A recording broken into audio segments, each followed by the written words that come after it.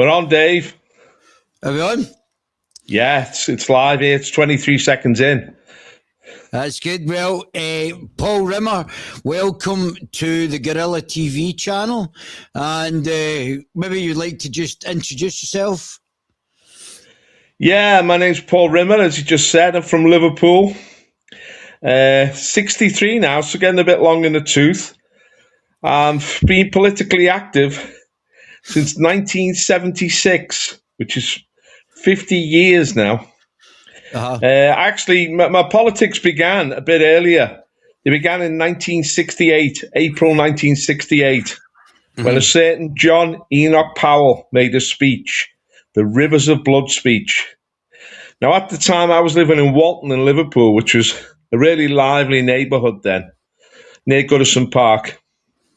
And that speech resonated right across the community. Everybody was talking about it. Enoch was right, they were all saying. And Enoch Powell raised two issues: mass immigration and sovereignty. Who rules this country and in whose interests? But he also raised the issue, as if we have open door immigration, we were going to be overwhelmed in our own country. Our country is going to be fragmented. We're going to lose our distinctive culture and our heritage. And he used that phrase, didn't he? You are building your own funeral pyre, which will be set alight. And our country, it's like watching a nation busily engaged in heaping up its own funeral pyre. You must be mad, literally mad, to bring in 50,000 immigrants a year, he said then. There's now over 1 million coming in every single year.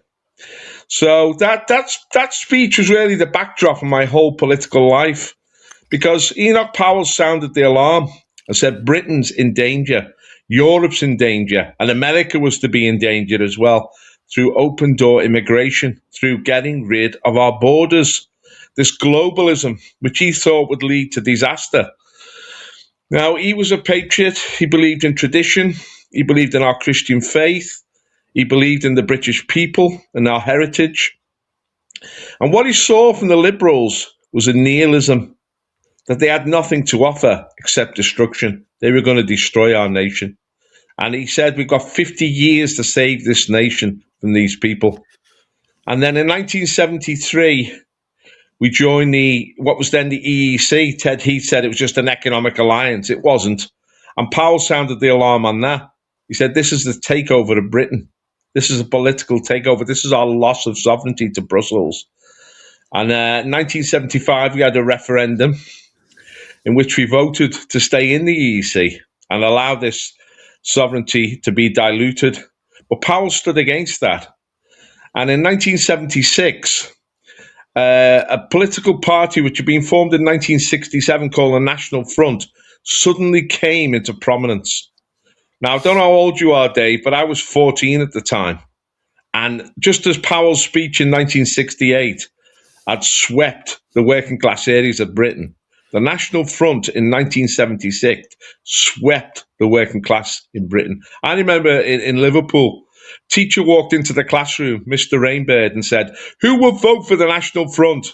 And every child but one put their hand up. Our whole school, we were a white comprehensive school in a council estate in Liverpool, Croxteth. Our whole school was behind the National Front. And I became like the school spokesman for the National Front. And all we were campaigning for was our nation, our heritage. We felt we were under threat. We as kids could perceive this, that if we had open borders and we let in hundreds of thousands of Africans and Asians, this was not to our advantage. This was going to undermine us as a nation. We as kids, 14, 15-year-old kids, we understood this instinctively. And, so the National Front in 1976 became a massive movement in this country. And it was really the rocket fuel which led to the election of Mrs. Thatcher. Mrs. Thatcher had stood in the election and said, we're being swamped, she said. We're in danger of being swamped in our own country. She made immigration a key issue in that 1979 election, and it's one of the reasons she won it, Yeah, but So, did Thatcher really hold back that much immigration as well? I don't know if she did. Over that well, Mrs. over Thatcher, the 79 to what in the early 90 or just about 90. I don't think there was a holding back of immigration over that period either, was there? yeah, there was a dramatic holding back because between 1979 and 1990, when Mrs. Thatcher was kicked out, stabbed in the back by the Tory traitors, immigration become a non-issue in Britain because she had it such under control. I mean, there was 20,000 asylum seekers coming in a year. That's all. 20,000. There was around about 60,000 immigrants. Of course, we already had an immigrant population here. There's about 500,000 Muslims and about 500,000 blacks from the West Indies and West Africa, and they were allowed to bring in relatives and so on and husbands. But it was very much under control immigration. It was under 100,000 in total a year. Now it's over 1 million. I mean, the maximum in Thatcher's period, it was like 60,000 a year. So although there was too much immigration for a lot of people still, it was very much under control. And they used to have a white list, and you couldn't claim asylum except from about 5 or 6 countries. And so asylum seekers were few and far between. Remember, the Vietnamese came. But yeah, she kept immigration very under control, Mrs. Thatcher. And it was noticeable when John Major became the leader in 1990, after Thatcher was stabbed. He opened the door straight away. And it went up to 120,000. And that's when I noticed immigration again. Because throughout the 80s, immigration wasn't an issue, Dave. Well, let me address a few of the issues because it's quite interesting going back the way. So let's start with what you said initially. And Enoch Powell's Rivers of Blood speech. Now, there's pictures of the King with Klaus Schwab in the WEF, the Prince Charles at the time, at the WEF, away back in the 70s. So away back in the 70s, Prince Charles was attending the WEF. And the moves, I think, had even started before that picture for the unification. I think since the Second World War, the moves towards the unification of Europe to prevent any more wars, which seems a crazy policy in itself. But if you understand the globalist agenda to move towards the one world government, the European Union was just one of the stepping stones towards the one world government and the open borders initiatives. So the things that then sprung up on the back of that had probably been in the pipeline probably at least since the 60s and maybe even since the end of the Second World War. The immigration started in the 1950s. So all of that period, there was probably the cohort of the globalists, whether it be the WEF, the thing with foreign relations, the Bilderbergers, all subsidiary to the globalist agenda. And obviously, what happened with the National Front and the moves for the National Front was probably as a result of the underlying moves for the globalists towards the open borders and the moves toward the one world government and the unification of Europe. Yeah, I mean, good points there, Dave. Let me just address some of them. I mean, we're going back a long way. But you see, I as I say, became politically aware in 1968 due to that Powell speech.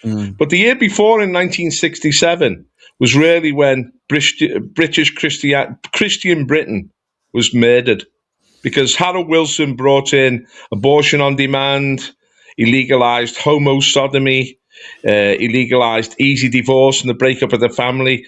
And it was an attack on our Christian social structure and our Christian fundamental moral beliefs in this country. It was a dramatic attack.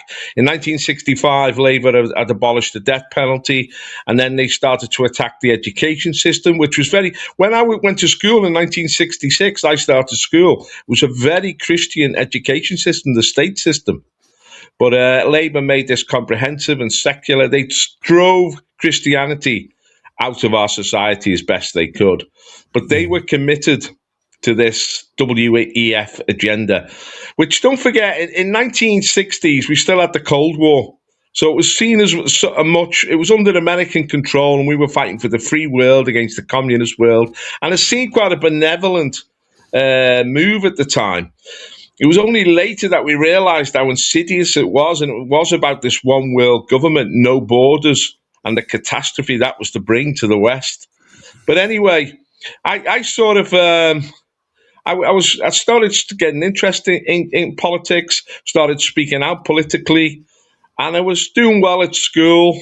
And then in 1979, I did my O levels, and I got 10 O levels from a comprehensive school in Liverpool, which the headmaster said that hadn't been achieved before. And one of the teachers there, I was a National Front spokesman at the time. Wow. And the teachers started to groom me. They were all left-wingers, and they would give me all these left-wing books to read, and they were starting to influence the way I was thinking. I remember one of the history teacher gave me the Communist Manifesto, and I read it, and it had a huge impact on me. I thought, oh, this guy understands the movement of world history. This guy has an insight into the way societies develop. This guy has a way for the future. He's got a utopian vision for the future. And I was seduced by Marxism when I was about 18. I think we all were back in the day. I applied to.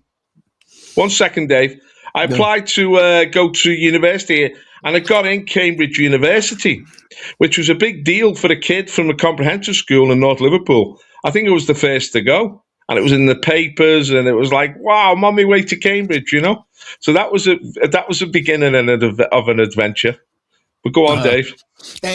No, I was just saying that. Would you have said the National Front in France, or the Front National, is described as far right, but to me they're almost a sort of nationalistic socialist party. No, I'm not saying National Socialist, but a nationalistic party with socialist bent some places. What would you say that in the 1970s that the NF in the UK was? Where would you have positioned that in the political compass yourself, Paul? Well, we were in the shadow of the Second World War. Don't forget, you're only looking at 30 years after the Second World War. A lot of the men I knew, the older men, had fought in the Second World War. They were real patriots. And we were very patriotic people. I mean, the Union flag meant everything to us. I remember 1977 when the Queen had her Silver Jubilee and all the street parties. We were so proud to be British. It meant a lot. We still remembered the Empire. A lot of our fathers and uncles that had fought in the army were very patriotic men, military men, So we just loved our country. We loved Britain. We loved to sing God's. We loved our national anthems. We loved our tribal belonging, in a sense. We were really proud to be British, and we wanted to preserve this nation. And we seemed to be going into decline. And remember, in the 70s, there was like an economic decline. Germany was overtaking us. Japan was overtaking us. There was a lot of problems with the unions. Productivity was falling. And Labour were in power and causing chaos, as they always do. I mean, the National Front was just the British people saying, we want our country back. We want to stop this nonsense. And we want to put Britain first and Britishness first. And we didn't really put ourselves in a political spectrum. We didn't see ourselves as far right or right wing. We were just patriotic people. We just loved our country, and that was it. Mm-hmm. And what happened from? And I don't know. You in part are the first people I've known that had been in the BNP, and you in the National Front. So I've never met anybody. So, but because I'm such a political anorak, I'm interested in all sides of the political spectrum. And we are a libertarian channel, as I told you before. So, can you just explain from a political history point of view what happened to the National Front? Why did it collapse? And what was the end of it, or not the end of it, because I think it's still going in some version or other, are they not? Well, yeah, they become a minor party. In 1976, they exploded, and they were everywhere, and people were supporting them, and they were getting about 30% of the electorate behind them, which, as you say, for the far right party, was almost unique in Britain. But it was linked also. Remember Rhodesia and the war in Rhodesia, and we were allied to the end of the empire. We were loyal to the end of the empire. And but as I said earlier, it became the rocket fuel for Mrs. Thatcher. Mrs. Thatcher took up our agenda.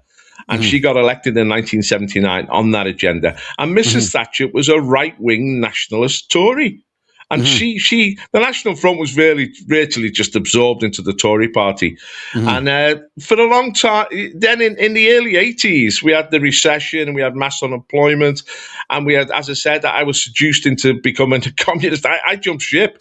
I joined the left. And in Liverpool. What happened there? They've been pretty par for the course in Liverpool, would they not? Well, Liverpool had been in 1979. People don't realise this. In the first European elections, Liverpool voted for Mrs. Thatcher. Wow. Liverpool had a strong Tory tradition, but that was all overthrown by the recession in the 79 to 81, mass unemployment, the rise of the left, the militant tendency. I got swept up in that. I got involved with the militant tendency, and it was a political education, really. For a time, I became a Trotskyite, you know. And when I was at university... You and Stammer. So Stammer's a Pabloist. That's what Peter Hitchens said. That he's a communist. He's a specific type of Trotsky. Stammer. He's also connected to the globalists as well, which means he's a corporatist as well. He's getting ruled by the corporatists, but he's actually a Trotsky, a Pabloist Trotsky. Well, when I was a Trotskyite, the Soviet system was still in place. So we used to say neither Washington nor Moscow, but, you know, the liberation of the working class or something nonsense like that. But I did get involved, and it was an education to understand what Marx was saying, dialectical materialism. I read all his works, Das Kapital. I read Trotsky. I read Lenin. I was very much an orthodox communist, and that was for 2 years. And I used to speak at meetings, and I was passionate about it, you know. Would you have been a Menshevik or a Bolshevik? Were you a libertarian communist, or were you an authoritarian communist? Well, I was involved with the militant tendency, which was very orthodox communist. It was Bolshevik, really. It was Leninist, Trotskyite, you know. Authoritarian. But we didn't hold any power. We tried. We entered the Labour Party, and we tried. We got Labour MPs, and we had a big influence. You know, we had a big conference at Wembley. 4,000 people attended. I remember singing the Internationale. The Internationale unites the human race, and it seemed really significant at the time, but it soon evaporated. And I became totally disillusioned with Marx. I began to see that communism didn't respect personal liberty. No. Communism was against all our traditions, which I sort of moved aside from for a bit, but really they were deep within me, you know. Christianity was deep within me. That's what I told you at the conference. I told you I was a libertarian liberal, so that was where I agree with what you just said there. My ideology is from libertarianism and centrist liberalism, which is the traditions of the UK, pretty much. Well, I read J.S. Mill on liberty. I don't know if you've ever read that. No. Which is basically the foundation that you can do what you want as long as it doesn't injure anybody else, you know. Yeah. I read another guy called Robert Nozick. Nozick, Anarchy, State and Utopia, which he advocated different societies be formed and people can choose their own ideology. He was an anarchist. He didn't believe in central government. So I got on that libertarian bandwagon after I left Trotskyism. Brilliant. And what happened there? Well, I become a big fan of Mrs. T, but I'd thrown eggs at Mrs. T when I was at Cambridge. She turned up at college once, and someone had turned up with some eggs, and there was too many police who were scared to throw them. Being a Scouser, I said, I'll throw them. So I launched these eggs at Mrs. Thatcher. No. And they were very close to hitting her, smashed into a car. She was being interviewed live on TV, and she said, these students, she said, absolute disgrace, these students. They should be studying, not throwing eggs. But I come across a lot of the Tory bigwigs at Cambridge, the likes of Norman Tebbit, Chris Patten, David Howells, the people who were around Margaret Thatcher, and they were impressive people. They used to come and speak to us, you know, the Union Society. Yeah. And they were very intelligent people. They were way above the left. I began to realise the left-wingers were just talking in cliches. These people knew how to run government. Yeah, and so I moved. I got involved with the Peterhouse sect. Roger Scruton. You ever heard of Roger Scruton? No. Yeah, he became a big thinker on the right. He died a few years ago.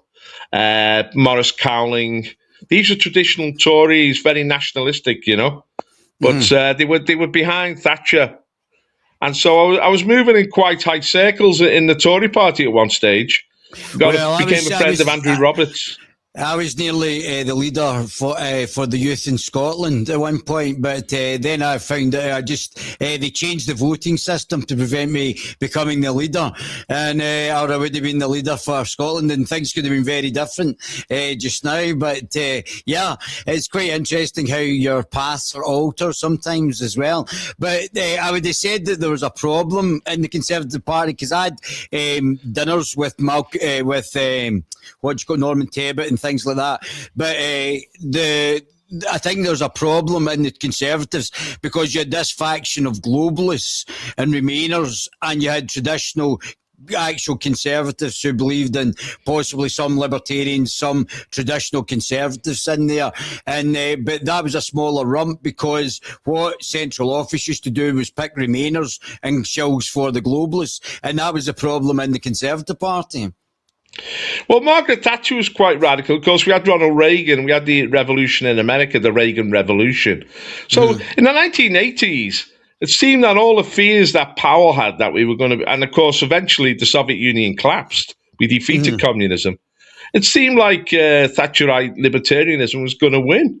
I mean, we were riding high and everything was going swimmingly well, Yeah. So I sort of took a back step from politics then for a bit because, as I say, things are going well.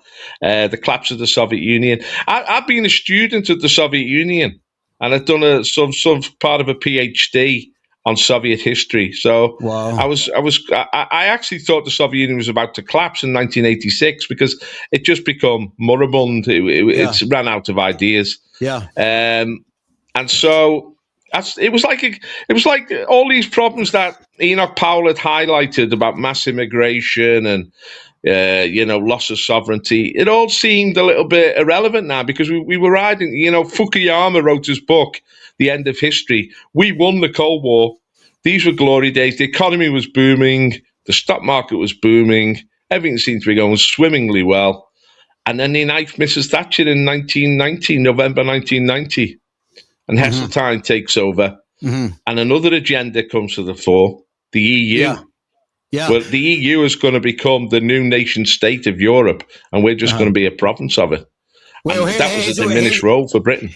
See, I was Carol Benjamin was talking about this, and it's down to social democracy. I would have suggested that this is not down to social democracy. This is down to the WEF, and Heseltine was their man, and John Major to a lesser part, but he was a bit dolly, and Tony Blair was definitely their man as well. So all of these prime ministers have been shills for the WEF, basically, including Gordon Brown, David Cameron. They've all just been shills for the WEF agenda. Spot on. And that started to worry me, But at the time, I mean, Russia itself was being controlled by the WEF. Boris Yeltsin, the old drunk in charge, he became a puppet for them. And so politics became a bit muddy, but I was noticing that our cities were starting to change radically. The immigrants were coming in and continuously coming in. Major had opened the floodgates a bit. And then Blair gets elected, and man alive, it went from 55,000 a year coming in to 500,000 a year. We were suddenly in an immigrant invasion. I was gobsmacked to find out, Nigel was talking about it the other day there, and I was gobsmacked to find out that 30% of people in Glasgow can't speak English as a first language. I can't believe it. There's that much immigration in Glasgow. All of a sudden, all these people have been allowed in and they can't even speak English. Well, I was speaking to Glaswegians in the pub over the weekend because I work in a pub in Liverpool, and they were saying Glasgow's gone. And I said, Glasgow's gone. I mean, Glasgow was really one of the hearts of Britain, It was like its old Celtic Rangers, orange, green, but it had a passion about it, Glasgow. I belong to Glasgow. It was a great city of the empire. And it was always a tough working class city. I thought Glasgow has gone. Man alive, that was like a knife through my heart, you know. It's been given away. It's the so-called Scottish National Party, who are, again, just shows for the WEF, have wanted mass immigration, and which has resulted in ethnic cleansing, and given priority to people who have illegally come here, in housing and other jobs and things like that. So it's the so-called Scottish National Party have done it deliberately. Well, I tried to warn people in 1997, as much influence as I could exercise, not to vote for Tony Blair. Because I said, he's not a golden boy. It's not going to be a golden age. He's going to really decimate this country. He's going to, you see, the problem is with these WF people is not only do they want open borders, not only are they prepared to give away our sovereignty, they believe in liberal totalitarianism. They believe in this sort of pushing the homosexual agenda, this sort of transgender agenda, the breakup of the family, this hyper-individualism and the destruction of our traditions. They believe in the annihilation of our nation and its history and its morality. And so they're very, very dangerous people. Well, can I just say, you, Carol Benjamin, and there's a guy called Richard the Fourth. I don't know if you've seen Richard the Fourth. He's a YouTuber as well, right? All of you have said it's liberalism, but I would suggest it's corporatism, not capitalism. They want to, from the WF, they want to put in place an agenda where you can't develop businesses, there's no competition, and they'll use their power through the state to manipulate policy, so there's lack of competition. And I'd also suggest that this is not liberalism, because if it was individual, it wouldn't be a collective. This is far left. This is almost coming from the cultural Marxists from the Frankfurt School. So this is Marxism coming through cultural Marxism, and the collectivization, the gays, the blacks, the whatever it is, the collective they want to push, and the collective, just like under National Socialism. It's the collective that they're pushing, which is on the far left. It's not liberal. If there was individual, then they wouldn't be part of a group. That's insightful, but I would actually go a lot further than that. As I say, I regard it as nihilism. That sort of, there are no values. This is the destruction of values. Yeah. And this ultimately leads into Satanism. This is about the destruction of souls. So when you get into transgenderism, which is a type of hyper-liberalism, because it's about hyper-individualism, transgenderism and the gay rights, you can be anything you want to be. You can define yourself. Society can't define you. Morality, tradition can't define you. You define yourself. It's an illusion, and it's a dangerous illusion.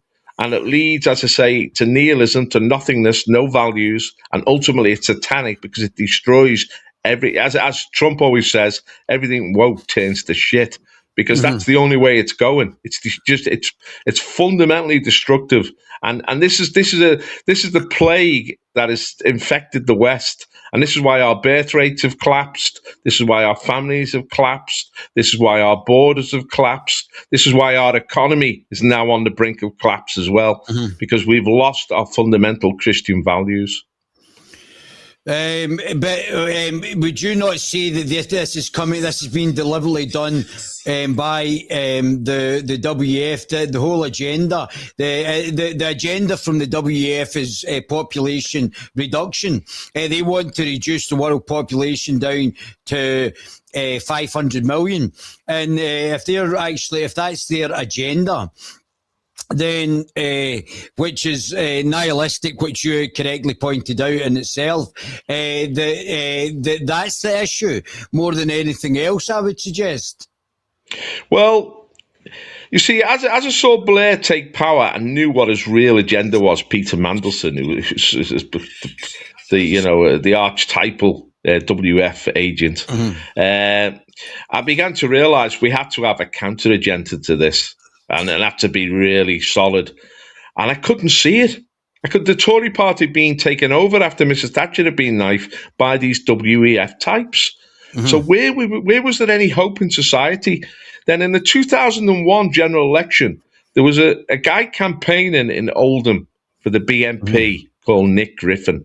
Yeah. And he started a great campaign in Oldham, emphasising these issues, standing up for the local British community that was being bullied by the Muslim community, standing up for British values and British sovereignty. And for the first time in a long time, I had some hope when I saw Nick Griffin and his campaign there. And he got a hell of a vote in Oldham. I think he got 5,000-6,000 votes. Wow. And then shortly after the 2001 general election, he won council seats in Burnley and Blackburn. And I thought, I've got to get alongside this guy. I've got to join with him. He'd been to Cambridge. Like me, he boxed for Cambridge. I got 3 boxing blues for Cambridge. Nick had 3 boxing blues as well. And I joined the BNP in 2002. And I started really batting for them. And it was we had a great 7 years between 2002, 2010. I used to speak all over the Northwest, helping in the organisation, campaigning for the BNP. And I got a second education because the BNP was brilliant. People like Jonathan Bowden, great man. Learned a lot from a lot of the people. Can you just explain, because in the press, because obviously we don't know who's actually running the British press, but in the British press, the BNP get battered, usually I think because the BNP were anti-globalist. And can you just tell us what the press said in comparison to what the BNP was? Because obviously there was a lot of descriptives added on to smear the BNP to basically destroy it. What was it like inside the BNP? Because I didn't know anybody that's in the BNP. You got to realise the BNP were winning council seats across Britain, a bit like Reform are now. I remember. We were 140 council seats. We were getting a lot of appreciation from the general public. The people I knew in the BNP, people like Tex and Charles Mather, they come from the Labour Party. They were working class people who were concerned what was happening in the community. They saw these Muslim grooming gangs grabbing kids and turning kids into prostitutes. They saw what Blair was doing to our communities. They didn't like it. We had a lot of Labour Party members in the BNP, ex-Labour Party members. I come from the Conservatives. There's a lot of ex-Tories. We were all solid patriots. They were great people in the BNP, truly great. There was a far-right element in it, which I actually clashed swords with. And I didn't want these people to be so prominent, But they've been the sort of original members, the John Tyndallites, And but they had a message. They had an important message themselves. They were standing up. Go on, Dave. From the National Front. Yeah. Griffin himself had been in the National Front. So there's this collision within the BNP between just normal run-of-the-mill patriots and these more committed sort of fascistic types. But the BNP itself was very wholesome, was very much family-orientated. We used to have a thing called a Red, White and Blue every year, where we'd all get together, thousands of us. It was wonderful, a celebration of British folk culture. I really enjoyed it, and I learned a lot. But after we got the MEPs, we won 2 MEPs in 2009. I think Griffin come under the influence of the European fascists, really.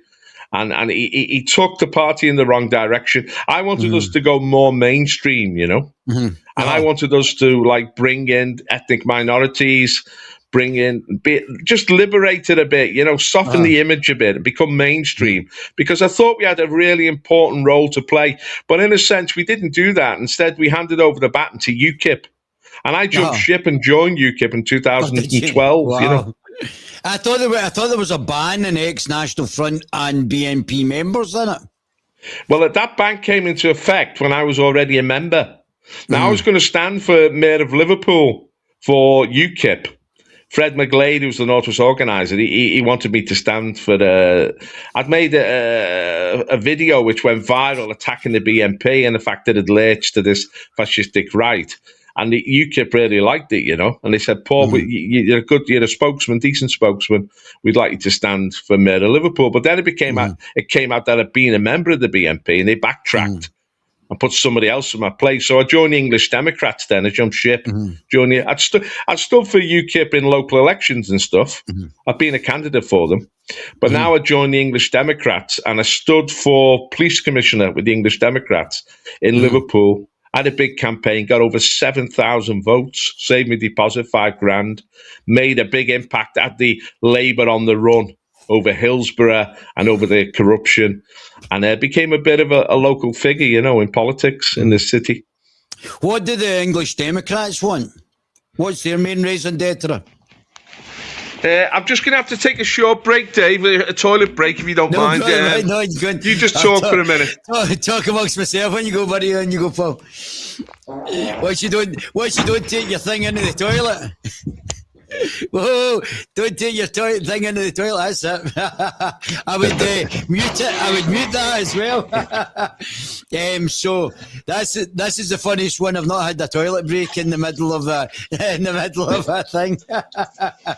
So yeah, quite interesting. Obviously, I don't know very much about the BNP and the NF in that period of history, but a very interesting period, and hopefully we will get some more revelations in a second, but very interesting.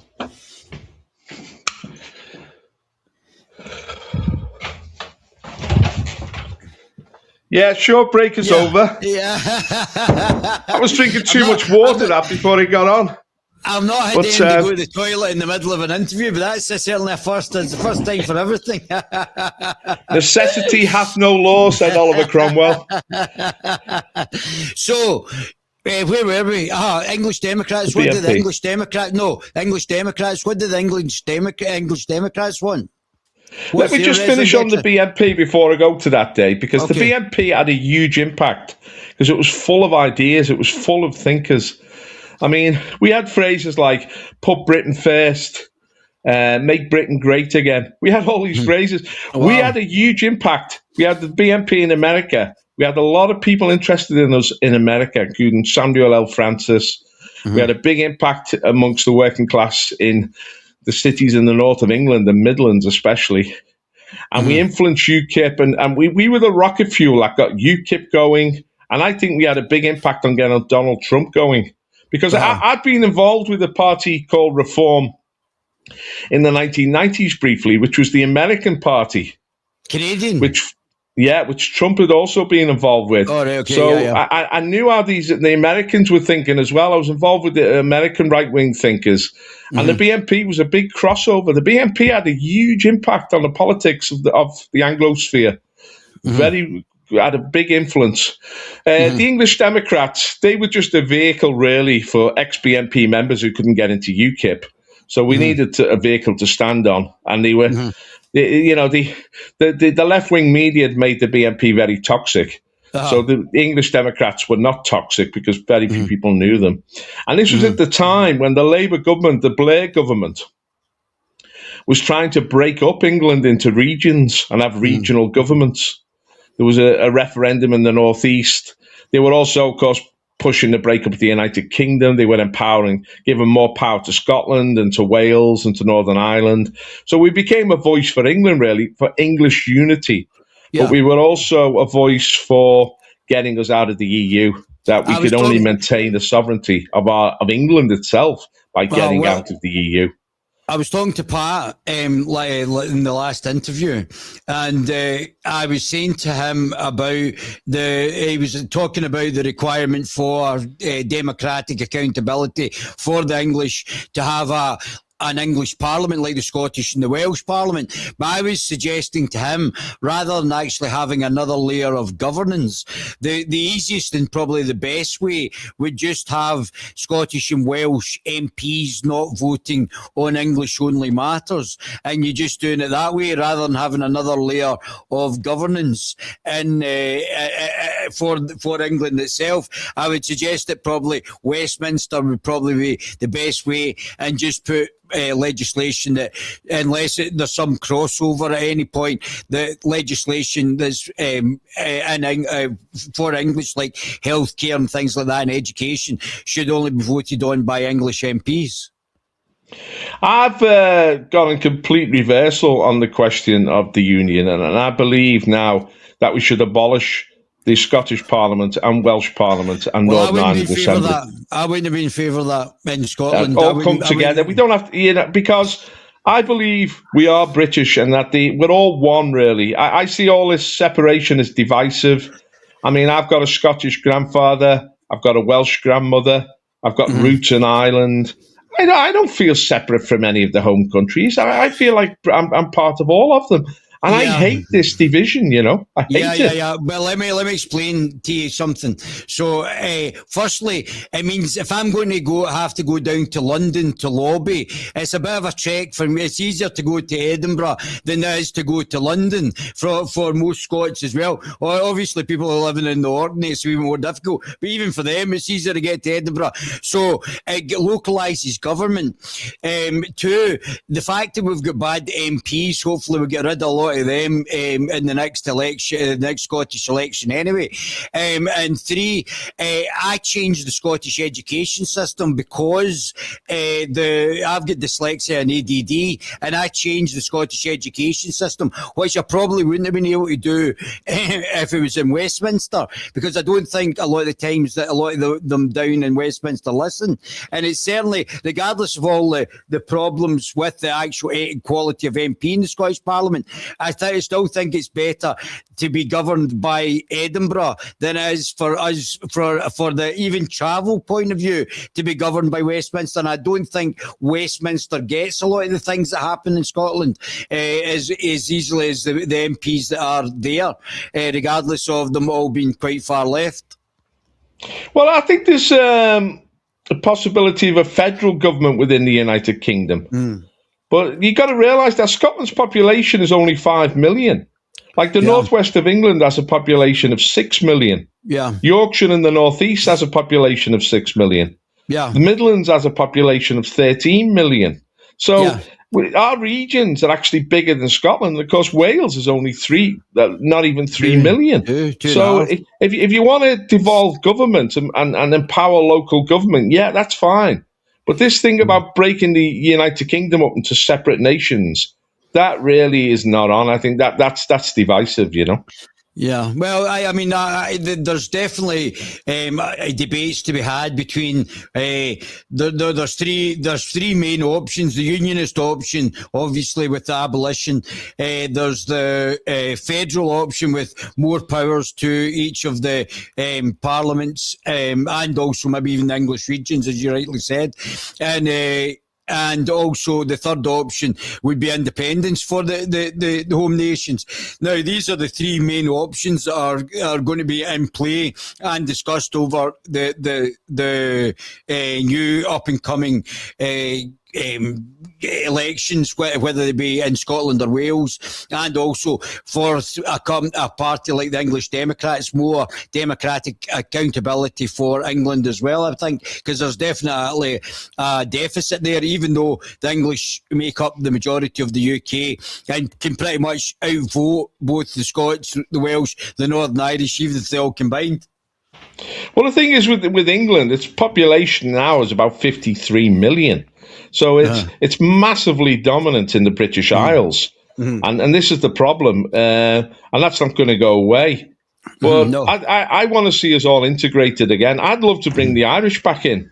Because I don't know if the Celts are going to say that that's a good idea. I don't think the majority of the Celts are going to go. I wouldn't go along with it, and I don't think the majority of the Celts are going to go along with that sort of prognosis. I mean, it is a legitimate political stance, but I just don't think it's going to wash. I think there's a greater chance of Scotland becoming an independent than there is the Scots saying, no, we don't want a Scottish Parliament. A lot of this divisiveness comes out of religion, because the Catholic Church has always wanted to break the power of the central state in London. And a lot of the SNP is rooted, in the Celtic supporters and so on. But I regard a lot of this Celtic stuff as a mythology that's only been created in the recent past, because the Industrial Revolution mixed up this whole island. Places like Liverpool, Manchester, Birmingham we're a mixture of Irish, Scottish, Welsh, and English, and so is London, and so is the whole of the nation. You've actually missed out, and this is quite funny that it's actually been missed out from history. The Britons are an ethnic group, so not the British, but the Britons are an ethnic group. So there are people in England who think they're certainly culturally English, but are actually ethnically Britons. And there are people in Scotland. Scotland's named after an invading Irish tribe. We're actually Northern Britain. That's why I struggle with why is King Arthur, the King of the Britons, been talked about in Scotland. It didn't make sense to me when I was younger. And the reality is that the Britons are an ethnic group. The Scots were invaders, a bit like the English, but the Scots were invaders. And the original language here is Common Brythonic, which is a Celtic language. We've gone down a bit of a rabbit hole there, Dave, once we get into these issues.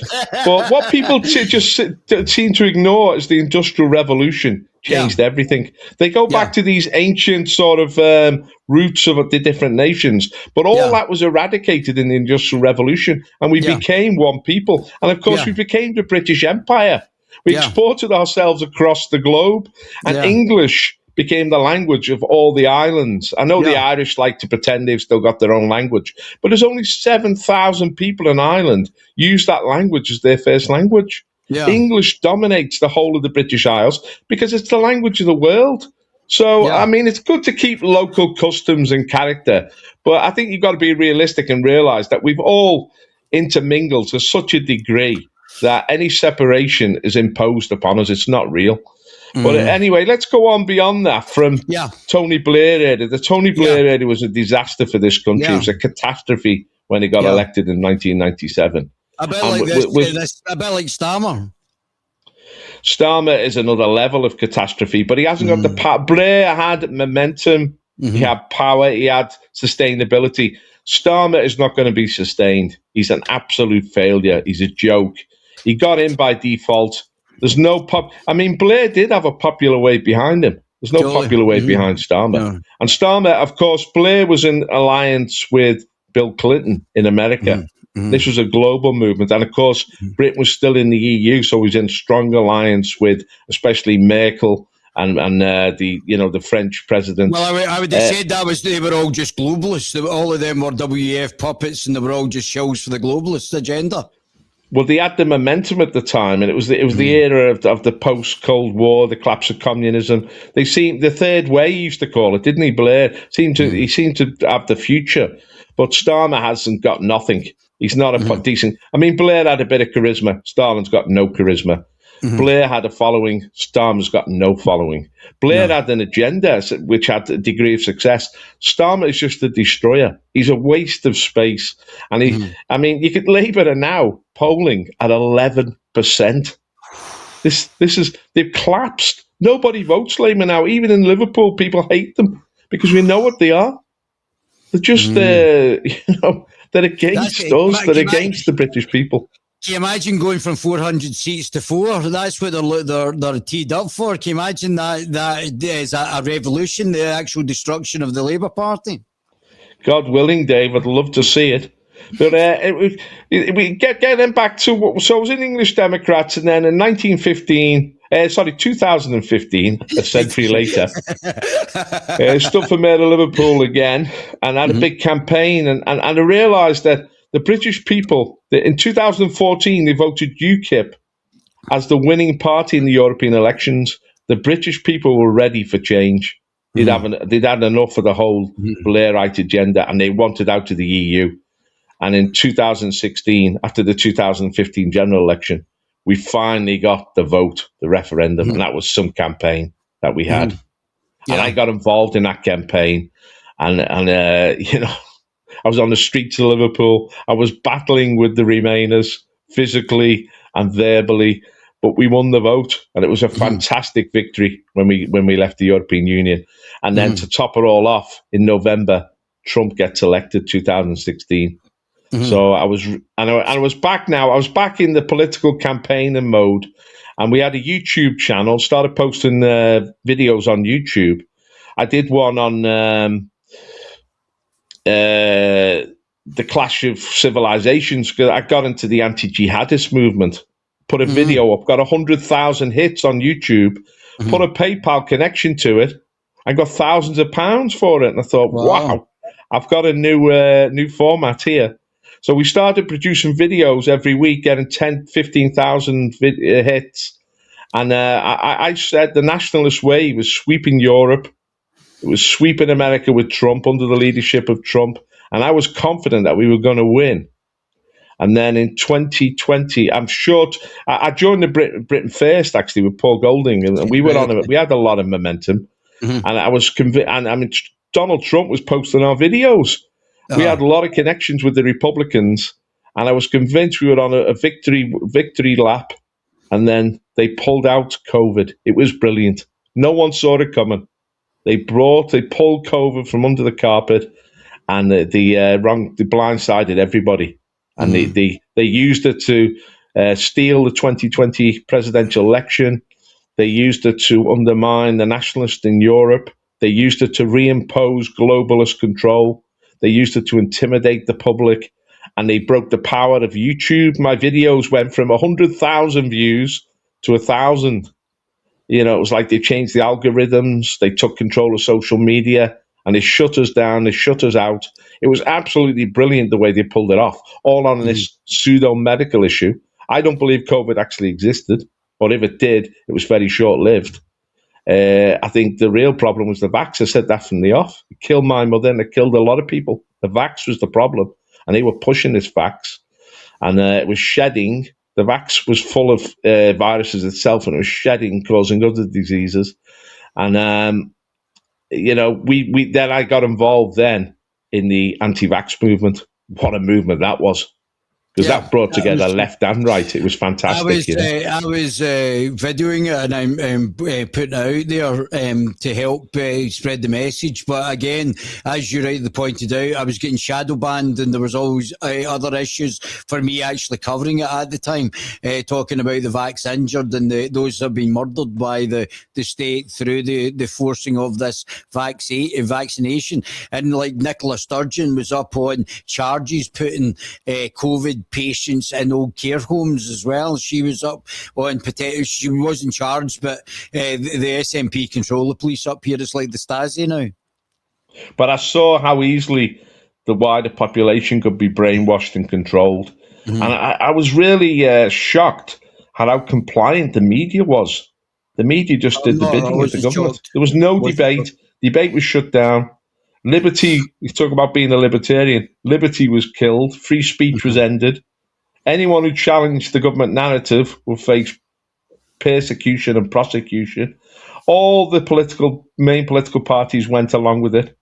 I went to a talk at the Quaker Meeting House where the four main political parties presented their case about COVID and jumped on the stage and attacked them all and said, basically, you're just lying to us. This is a false agenda, and you're not worth listening to. You've sold out your soul. Whoever was buying them, and they were bought, might have been Big Pharma, the WEF, Soros, Global Finance.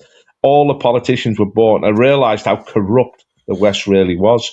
But the thing is, it was so clever, that COVID, the way they pushed it. And even Trump was taken along with it, because Trump was blindsided as well.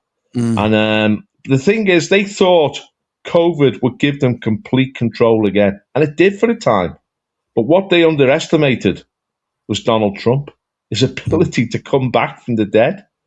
He came back. They thought they destroyed Trump in 2020. He'd never come back. Well, and if he did come back...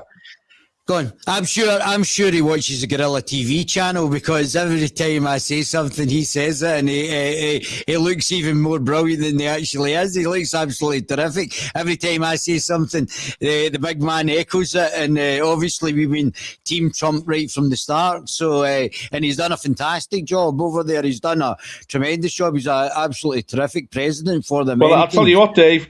Donald contacted me and said, make sure you get on Guerrilla TV, because that's my favourite channel. That's where I get all my ideas from. I want to hear more of Dave. He's got it. Did you know they actually said that? There's articles online. You can look at it after, and he says he watches President Trump watches Guerrilla TV. Go online on Google after we finish talking and look President Trump Guerrilla TV, and you'll see there's actually articles on it. Well, Donald, if you're watching us now, give us a post on Truth Social.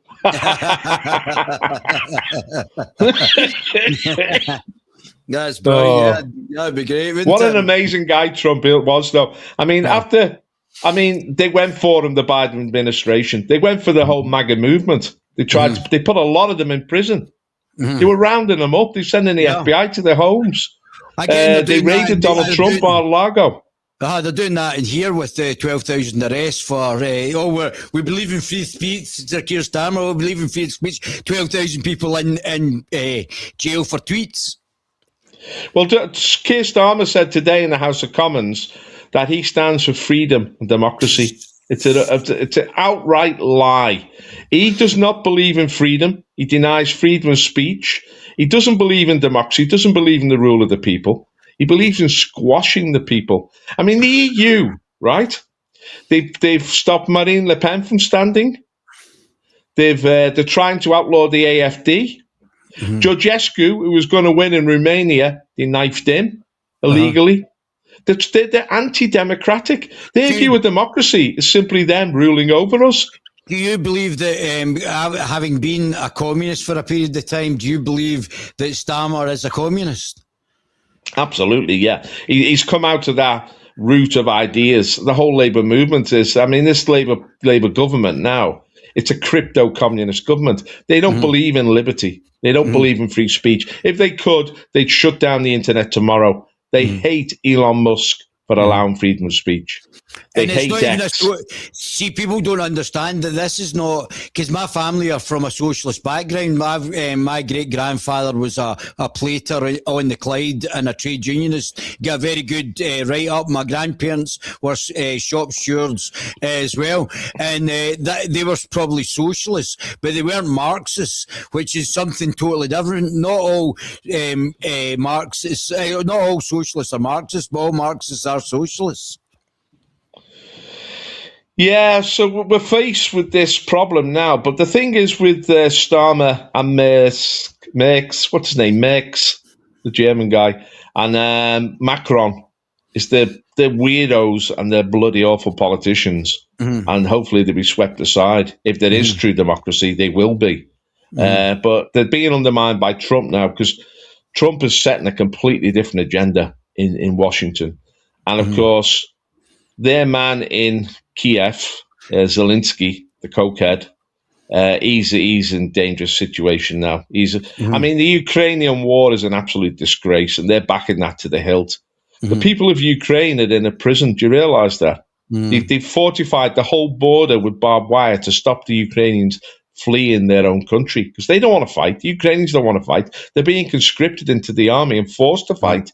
It's horrendous what's going on there, and we're right behind it. But Starmer is a deadly enemy of this country, and I just hope this Labour government doesn't last its full 5 years. I hope it implodes. He was on the MI5 watch list, apparently, because of his communist activities when he was younger. I'm surprised that he wasn't flagged. Peter Hitchens said before he was a Pavlovist and a communist, a Trotsky communist. And I'm surprised he wasn't flagged as such before he actually got put in power or being held in such a high position of authority where he was in the legal system in England. Well, of course, he was very close to Corbyn, wasn't he? And, you know, Corbyn is another utter communist. I mean, I had a brief moment, as I say, in the Labour Party, which ages 16 and 20, and I knew Tony Benn and I knew all these communists, and I knew how sort of hostile they were to this nation and to its freedom, you know. But, yeah, Starmer is a dangerous character. The only thing I would say in Corbyn's favour, he was very good in Steptoe and Sons. I never saw him that, but he looked like someone out of Steptoe and Son. But the thing about Starmer is that Starmer is an arch-Zionist. His wife's Jewish. He goes to the synagogue. He's brought his children up in the Jewish faith. He's got connection with the Zionist globalist movement, and I think they actually put him into power and backed him the whole hilt because he supported Israel completely in the war in Gaza. You know, and of course, Labour needs the Muslim vote, so he disguises this. But Starmer regularly attends his synagogue, and he's part of that tribe, and that's what the reason why he's where he is. But he's also retarded, is he not? Well, I think they all are. But the thing is, though, he's making a lot of money in the process. So, I think, you know, these people are greedy. These people are very selfish. They're not patriotic. They care nothing for this country. It wouldn't bother Starmer in the least if the British people were driven from our own country and replaced with third world immigrants. That's what he's trying to engineer now. Yeah. Well, I think that's been an ongoing thing with the globalists. They've been doing that for about 60, 70 years now. I think that's been on the cards, and that's the agenda anyway, through the globalist population replacement of the indigenous populations of the West. But it's accelerating now, and it's reaching a crucial stage. But the pushback is getting bigger, and Trump is leading the pushback. I don't know if you saw Nick Fuentes against Piers Morgan the other day. Yeah, I saw parts of it. I didn't see all. Isn't it amazing that someone like Nick Fuentes, he's just a lad from the suburbs of Chicago with his laptop and his little sort of show, has become such an amazing voice in the West. Yeah. He's really altering the politics of the West. Yeah, well, I mean, he's certainly blown up, and he's given a very different. He's given a very different thing than the political position I come from. But he's very unique in the fact of, and he doesn't hold back. I think this young generation are certainly not holding back and saying, "Oh yeah, we believe in, oh that's racist, that's fascist, that's whatever," and they're all saying, "Fuck you, I'm not listening to your shit anymore." To the boomers, so that's quite refreshing as well. Where Gen X should have probably said years ago. Well, I see there's a lot of hope on the agenda now, because I think the globalists are really, you know, they seem to be so close to victory, but they're so close to defeat as well. I think the next 5 years are going to be crucial. Obviously, that they're bringing in the immigrants by the millions, and that they're hoping to replace us very shortly.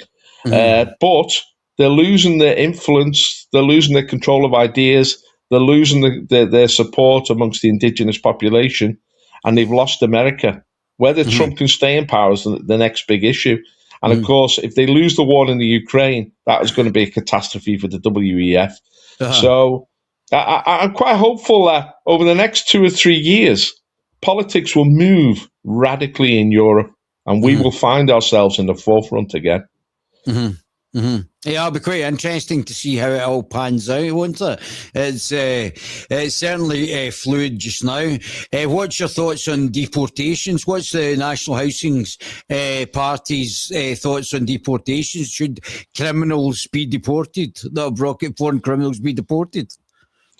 Well, it's step by step. First of all, we've got to pull out of all these international agreements.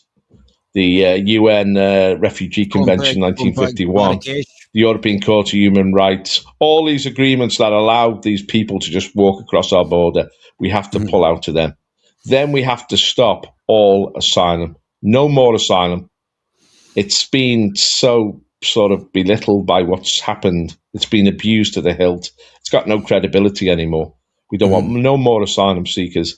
Then we've got to stop all permanent settlement immigration. Unless you're actually marrying somebody, you have no right to come here.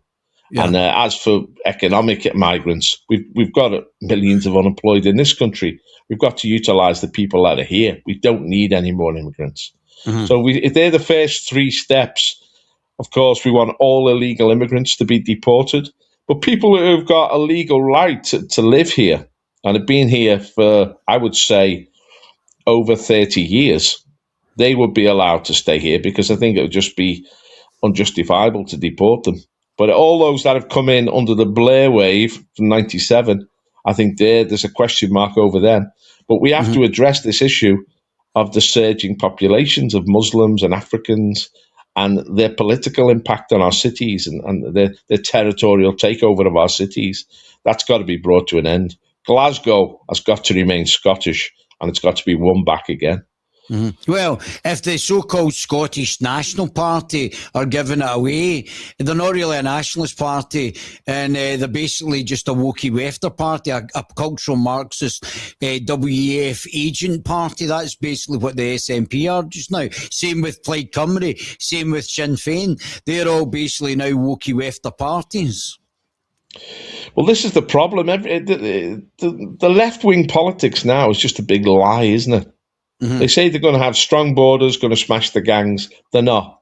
They're just going to import more people. They say they're going to run the economy in the interest of everybody. They're not. They run the economy in the interest of the public sector. They run the economy in the interest of gathering taxes and using those taxes to feather the nest of their supporters. But there's an economic catastrophe coming down the line for this government. This Labour government is spending far too much money. It's paying these immigrants to come here, and it's paying them to breed, and it's our money and our taxes. And do nothing. Apparently there's 1.2 million foreign nationals on some sort of benefit in the UK. Why is that? Well, they're taxing us, basically, to give the money to these immigrants. We feed, they breed. We pay, they play. We roll over, they take over. And is that the part of the agenda for us being for letting anybody in the open door immigration, the Barcelona process, the Union of the Mediterranean, and the Schengen area, including North Africa and the Near East, as an open This border? is demographic replacement. This is about the destruction of Britain. These people are evil. They want to destroy our society. They want to destroy our national heritage. These people are from the devil, and we've got to stand up against them. But they're doing an awful job of running the country. They're wrecking the economy. There's no growth in the economy. They're just transferring wealth from those who produce it to those who just consume it without giving anything. And there's no growth in the economy. So we've got a surging fiscal deficit, and that requires more and more taxes, because the cost of this fiscal deficit now is going through the roof due to high interest rates. So that they're caught in a vice here, this Labour government. They're destroying the economy, they're destroying our society, and there's no hope. They're bringing no hope to anybody. That's why they've got the only people who actually seem to support them now are certain sort of ethnic minority groups. 11% in the opinion polls. The people know this Labour government is a lie. Keir Starmer says he believes in freedom and democracy. He will die a death in the next democratic election. He's trying to stop as many local elections as possible. But if you look at Labour's vote in every council by-election across the United Kingdom, it's collapsing. They're getting joke votes. I mean, really joke votes. 3%, 5%. Even seats that they won, they're getting like 11% now. Nobody wants to vote Labour anymore, except the hardline socialists in the public sector and the ethnic minorities. And that won't give them any seats in Parliament. As you say, they could go from 400 seats to 4. And the Tories, they're not much better. So there's a great opportunity for reform, and then radical parties of the right to the right of reform to make a big impact over the next few years. Well, I think Nigel's going to win the next election. I think Nigel should get in at the next election. If he gets 2 terms or 3 will depend on, obviously, how he plays his hand once he's in. Well, I think there's going to be a lot of black ops against Farage over the next few years. 100%. We're already seeing them. I mean, they're 100%. Talking about his conversations at school 50 years ago. Ridiculous. David, you tell me about your conversations at school 30 years ago. Can you remember it? No, absolutely absurd, you know. And I probably was a little shit sometimes as well. So I'm also a free speech absolutist. So there's a very good chance that I'll have said something that would be deemed politically incorrect, and probably deliberately so. Well, they're now referring Farage to the Electoral Commission over his expenses during the Clacton election, which again is a load of nonsense. They're looking at his tax records over the last 40 to 50 years. Again, it's a load of nonsense. But there will be black ops. There might even be an attempted assassination, what they did to Trump.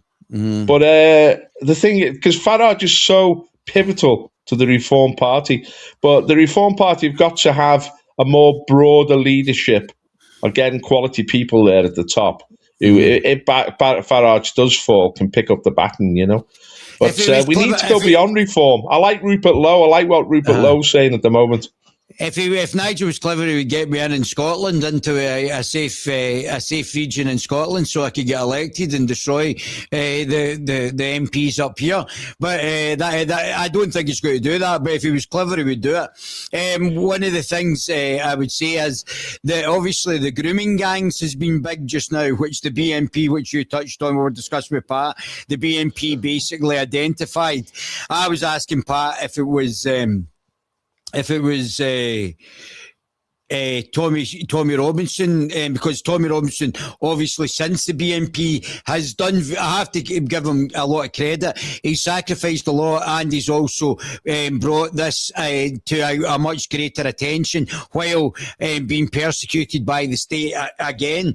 Do you think there is a possibility that there would be a war crimes tribunal, and the Labour Party would be brought up in war crimes for the mass rapes of children by Muslims across the country and them covering up? Do you think there would be a chance that Labour MPs, maybe even Labour former Prime Ministers, would be going to jail for the facilitation and the cover-up of these rapes, as well as local councillors, social security, civil servants, even police officers?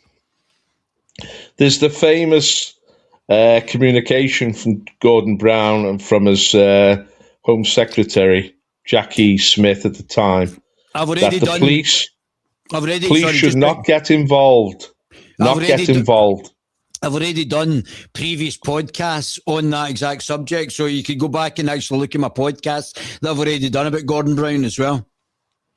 Well, I became very aware of this issue in 2006, and I started to campaign vigorously on it. If you go on my YouTube channel, I posted videos which had thousands of hits highlighting this, very emotional videos about young girls. Of course, a lot of the people who joined the BNP had seen this happening at first hand. They'd seen what they did. They went to these children's homes, the Pakistani taxi drivers, and basically kidnapped the kids and pushed them into prostitution. These were prostitution rackets. They weren't grooming gangs. They were making money on these girls. They were selling them out to the wider Pakistani community. Don't forget, the Pakistanis are a strange group of people, and they don't mix with the other sex, not in social society. So if they want extramarital sex, they get prostitutes, and they like young prostitutes, and they wanted young British girls. This was servicing the Pakistani community throughout Britain. These grooming gangs, raping gangs, prostituting gangs, criminals were making millions on this. And there was not only were the Labour Party involved in it, they were getting backhanders off these people. There was money involved. People forget that. Follow the money. There's a lot of money involved in prostitution. And alongside the prostitution, these Pakistani gangs were also pushing heroin onto in the cities. They were bringing the heroin in from Afghanistan and Pakistan and pushing it across Britain. So there's a lot of criminality and money involved in all of this. It's not just about kids being sexually abused. Yeah, and facilitated in large part by both, I would say, both Labour and the Conservatives. The Conservatives No, Labour. Well. This was Labour's racket. The Tories were very much on the fringe of this. Yeah, but the Tories didn't do anything while they were in power for 14 years either, did they? Who was the Home Secretary? What was the name? The one who become Prime Minister? Theresa May. Theresa May. She actually did do a lot about it, and she stopped it when she was Home Secretary. She said, we're not going to allow this to happen. She actually called all the chief constables and senior inspectors in the police together and said, you've got to stop this. And it was clamped down with quite dramatically. But it's bubbled up again because these people won't stop. We're seeing all these rapes now with the Afghans coming in, these Afghan immigrants. They're in court every day for raping schoolgirls. You see, for a Muslim, this is part of their jihad to rape non-Muslims. Right. And all our kids are in grave danger here. It's absolutely horrendous what's going on. You've got to I've lived in the Middle East and I've read the Quran, so I know personally what it says. I didn't get instructed by, like, Tommy Robinson, for example, or anybody else. I read it because a Muslim gave me the Quran. And obviously, Muhammad was a rapist and a paedophile. Muhammad had a sex slave called Maria the Copt, and who he was raping as a sex slave. And he also advocated raping non-Muslims. So we should ban Islam in the UK. It's a paedophilic and rapist religion. It's also deeply misogynistic, but there shouldn't be any place for this. It also advocates murdering non-Muslims in numerous parts in the Quran. So I've read it myself. I don't need it interpreted, and I know what's happened for 1400 years since Mecca and then Medina and then all the way up to Spain in the Battle of Tours. So they've been invading, and now we've got that big a bunch of Judases in the political arena that they've opened the gates to it, and the rape and murder is happening in here. And we're going to have to talk about self-defence, being able to arm and be able to defend ourselves from that point of view. Now, from this, because of our political WEF adjacent open border class. The problem with Islam is that it divides the world into believers who are privileged and dhimmis who are under the believers and are there to be used by the believers. Now, within Islam, there is a lot of positivity. They have big families. They have they stay together as families. They stay together as communities. They have amongst themselves. They have strong moral values. I mean, Muslims don't go around raping other Muslim girls. I don't know about strong moral values. They've breed with their cousins. Inbreeding is massive in it, which is lowering their IQ. It says to them to lie to non-believers.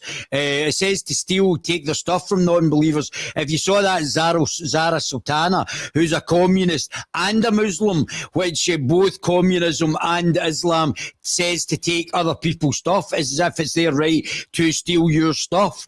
And Zara thinks that the state's the mechanism for that. Muslims say, well, just because you're a non-believer, you can steal your stuff. So I don't necessarily think it's a high bar of morality from the Quran and the Hadith, having read it myself.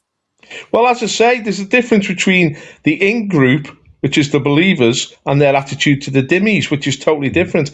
Within their in-group, for example, they're supposedly totally intolerant of homosexuality, of sodomy. Of course, it happens a lot within Islam. But they are hostile to abortion, to contraception. So they breed a lot. They have big families, and that's a real strength that they've got. And that's the strength that we've lost. And they're also rapists to other people who are non-Muslims. So because they've got a rapist prophet who said to rape non-Muslims, that's a problem. Well, that's it, you see. So the way they look at people outside of Islam, where there's the Dar al-Islam, the place of peace, and the Dar al-Harb. We inhabit the Dar al-Harb, the place of war, the place where they come to abuse. We're in that realm, and people have got to realize they're not like us Christians. Our philosophy is do unto others as they would have them do unto you, regardless of what their faith is. Islam's not like that. Islam is you treat the fellow Muslim with respect and deference. You treat outsiders basically like scum, and that's the problem. And that's why I think we're going to have to shut it down and deport them. I think that's the issue. There's Muslim countries where they can. It's either that, or we're going to lose the UK, and we're going to get replaced. So I don't really want to be living in one country under a theocratic fascist ideology, to be honest with you, because of the globalists and their open door immigration. Well, this is it. You see, what the globalists did at the end of the Cold War, he said, let's do away with borders. Let's have one world. It was naive. It was ridiculous because different cultures can't live together. And we cannot coexist with Islam in the long run. Either we go or they go. And it will reach an ultimatum, just like the reconquest of Spain. You can't coexist with these people. And the more power they have, the more power they want. They will seek to dominate us and control us. But it's not only Islam. Judaism is very similar. Jewish supremacism. They believe it's their right to rule. It's an Abrahamic. Islam obviously is an Abrahamic faith. It comes from the Jewish faith. So they're both supremacists in their nature because Islam's supremacist and Judaism is a supremacist cult. Also, both paedophilic as well. What do you think of the Stephen Miller in America? You know, Donald Trump's. I think he's his Homeland Secretary or something, who's running his deportation campaign and writing all his executive orders. Now, he's Jewish, but he is very patriotic, a really genuine patriotic American.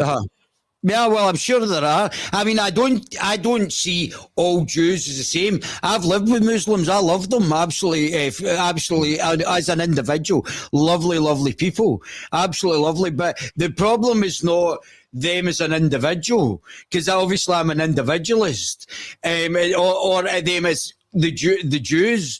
The problem is the ideology. I'm not blaming them as people. I'm saying this is your ideology that you're saying that you find acceptable, and it's got this, and this. And I'm saying, are you morally okay with that? And if you're morally okay with that, then you shouldn't be here. Well, we've grown up in a society with democratic norms. We believe we progress through agreement and through votes, and that we all adhere to this rule of law. They don't, you see. No, they don't ascribe to that culture. No, they believe in Sharia, and they want to replace the democratic laws with a theocratic totalitarianism. Well, it's not only coming to a head in Britain, it's coming to a head in France and in Germany. I mean, Merkel opened the floodgates, didn't she? She said, let them in.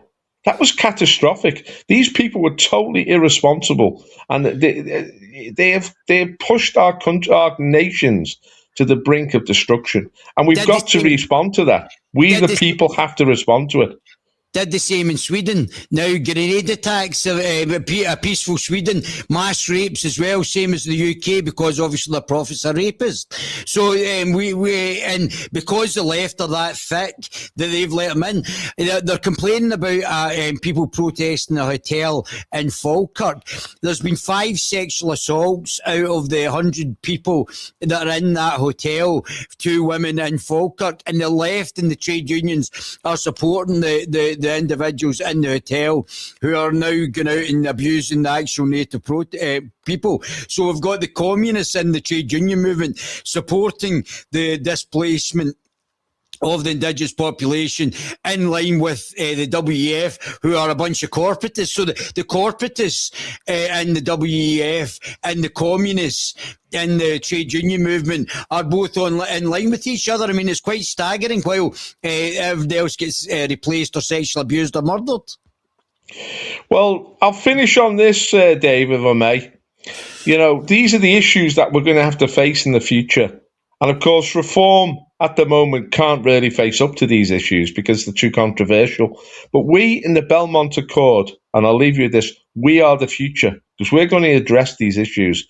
Now, Rupert Lowe has formed the Great Yarmouth First Party. We've got Crew First. We need to get all the small parties together, and we need to build something new, something strong, locally based, but nationally relevant, standing on the shoulders of reform in order to save this nation. But it's great that there are people like you, Dave, passionate patriots, and we're all coming out now. We're coming out of the woodwork, and we're going to save this nation. The battle has been joined, and I'm really confident that we can actually overcome and win in the future. Reform first, and then truly the salvation of Britain next. Yeah. Well, listen, you're always welcome on the Guerrilla TV channel. It's been very interesting talking to you, actually finding out some political history, because obviously I wasn't involved in any of these parties, but somebody, they wrote in the paper that I was a member of UKIP. I've never been a member of UKIP. I've never been a member of any of the parties, these parties. Although I helped set up the Scottish Libertarian Party, but it's a bit right wing for me. But the fact is, I'm a a centrist libertarian liberal, and I'm getting described as far right in Scotland. So it just shows you where the actual centre of gravity is in Scotland. But Paul, just stay online with it, and I'll say goodbye to my baby gorillas, and we can have a wee chat for 5 minutes after I shut down. Guys, Paul Rimmer, the Housing Party. What position do you hold? National Housing Party of the United Kingdom. And what position do you hold, Paul? Well, I am actually the party pastor. I lead the Bible studies. That's awesome. That's another part of my agenda. That's awesome, Paul. Well, listen, welcome to the Gorilla TV channel, and hopefully we'll get you back on again. Let me just stop this scream.